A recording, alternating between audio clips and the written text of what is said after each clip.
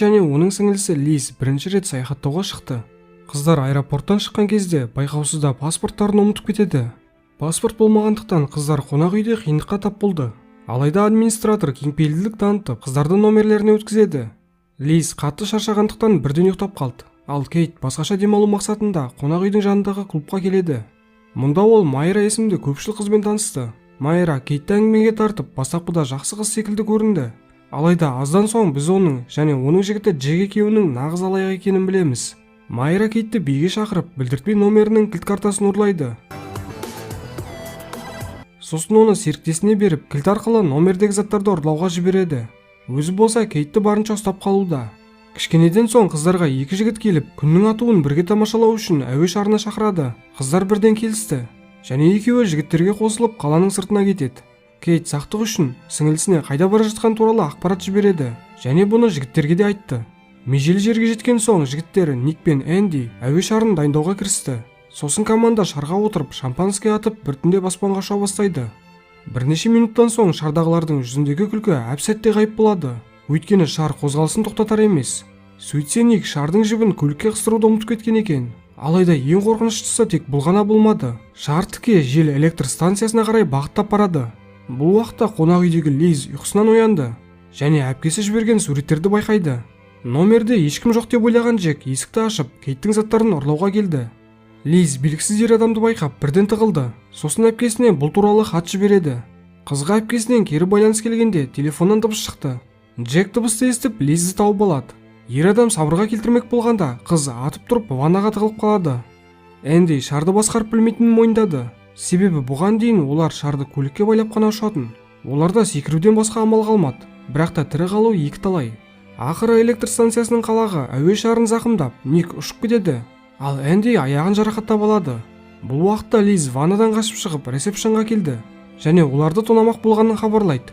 Қонақ үйге офицер келіп қызды тыңдап, барлығын реттейтінін жеткізді. Администратор бұны қыздың түсі деп ойлап, біздің қонақ үйде ұрлық болуы мүмкін емес деп ақтағысы келді және қыздарда паспорт жоқтығын жеткізеді. Энди есін жиып, шардың бастығына тиесілі екендігін айтады. Ол бұны қыздарды таңғалдыру үшін алады екен. Оның жарақатын байлап жатқанда Ник Тарзан секілді жіпке асылып атып шықты. Сөйтсе, ол шардың жібінен ұстап үлгеріпті. Қыздар оған көмектеспек болды.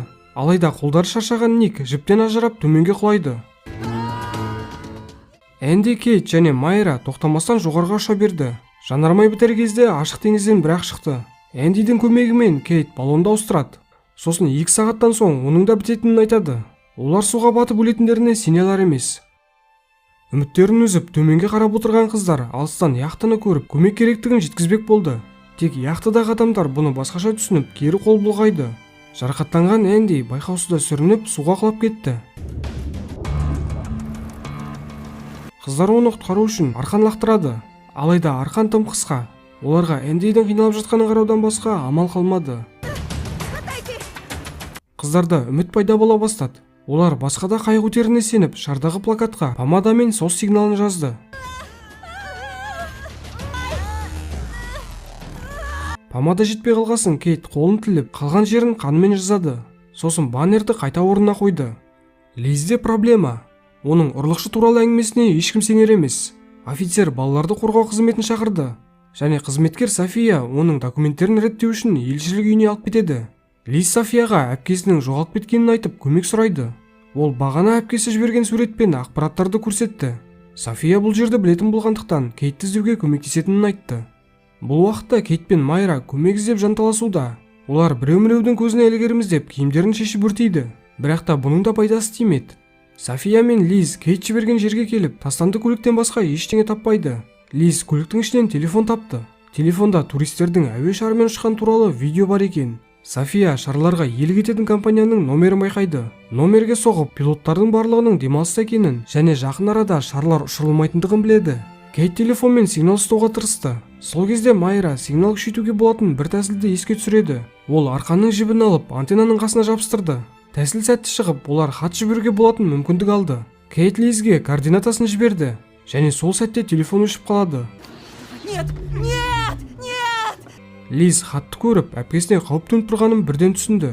Көптеген өтініштерден соң Лиз Софияны катер жалдап теңізге шығуға көндіреді. София теңізге келіп қайық жалдамақ болды. Алайда бүгінгі күн мереке болғандықтан барлығы демалыста болып шықты. Бұны білгенде Лиз кішкентай қайыққа отырып оталдырғысы келді. София дер кезінде келіп қызды тоқтатып үлгерді. Шар біртіндеп төмендеп келеді, себебі жанармай азайды. Кейт жоғарыға шығып жүзуге дайындалу керектігін айтты. Бұл уақытта теңіз жағасында жүрген офицер Ник құлаған жерде отырған бір әйелді көреді. Әйел дірілдеп осы маңға біреудің құлағанын айтады. Бірақ офицер ол өздігімен қалай аспаннан салбырап түседі деп сенбей қойды. Шардың түбі теңізге қонды. Еще не конец. Лиз пришлет помощь. Осы кезде паниканың шегіне жеткен Майра өзінің алаяқ ұры екендігін мойындайды. Ол қызды тонау үшін кілтті ұрлап жігітіне бергенін де айтады. Бұл сөздерден кейін Кейт өзіне ғана емес, қонақ үйде жалғыз қалған сіңлісіне де алаңдай бастады. Дәл қазір ұрсысатын сәт еместігін түсінген Кейт ақылға салып тірі қалудың жолын ойлай бастады. Лиз байғұс Софияны тағы да көндіріп теңіздің ортасына алып кетті және жан-жақты бақылап қыздарды іздей бастады. Өкінішке орай шар толықтай суға батты. Майра жүзе алмайтын болғандықтан батып тұншыға бастады. Кейт оны құтқарып оңай берілуге жол бермейді. Екеуі бос баллонды көріп батпас үшін соған жармасады. Майра тірі қалса тура жолға түсетіндігін айтып жалынды. Бұл уақытта номердегі ақшаның барлығын жымқырған жігіті Джек көңілдесімен бірге. Бір күлкі келетін жері Джек душта болғанда көңілдесі ұрланған ақшаны алып қашып кетеді. Кейт пен Майра алыстан зат тасығыш кемені байқайды. Басында қыздар қуанды. Сосын кеме жақтан ешкім байқамаса өлетіндерін түсінеді. Қыздар бақытты өзгертіп кемеге тап алмас үшін жолынан кетеді. Лиз бен София шарды іздеп келеді. Бір кезде астарындағы қайықтың моторы істен шығады. Екеуі берілмей ескекпен жүзуді шешті.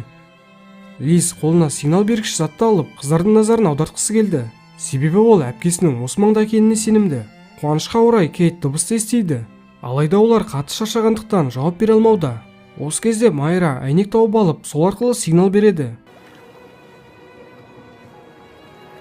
Қайық қыздарға жетті, және олар енді қауіпсіздікте.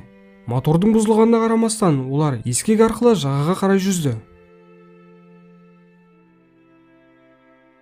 Осымен фильм аяқталды. Егер де ұнаса лайк басып, арнаға жазылуды ұмытпаңыздар.